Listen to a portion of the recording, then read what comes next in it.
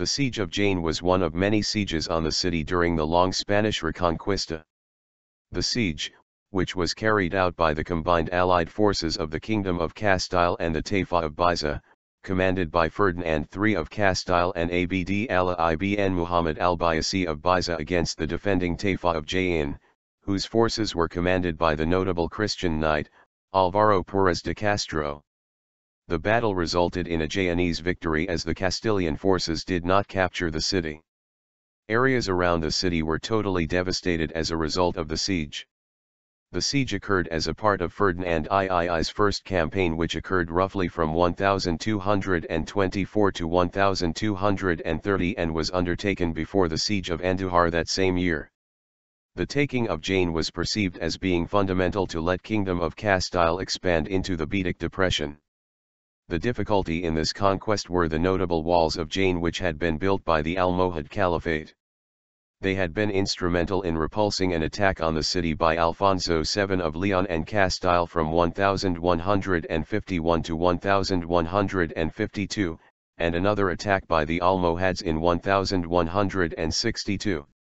Taking this into account, in 1224, Ferdinand III of Castile attacked the surrounding lands in what today is the province of Jaén, establishing their base of operations at Baeza with their Muslim ally, Abd Allah ibn Muhammad Al-Bayyasi, the king of the Taifa of Baeza.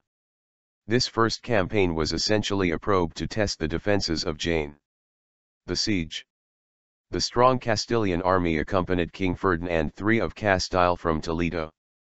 On its march to Jaén, it was joined by Ferdinand II's vassal, the king of the Taifa of Baeza, Abd Allah ibn Muhammad Al-Bayyasi and his forces. Ferdinand II's army approached the city with the intention of probing its defenses to find if it could be captured.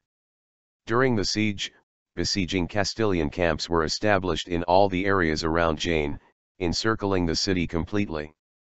The soldiers in these camps were instructed to carry out a campaign of attrition on the surrounding countryside, which they effectively plundered of all its resources, destroying any buildings.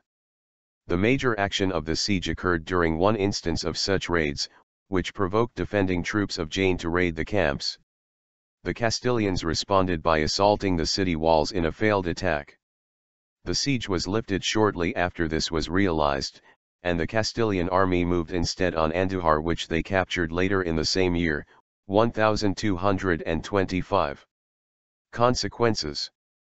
The siege by Castilian forces failed to take over the city, as the Castilian army did not have the siege equipment necessary to mount a prolonged siege.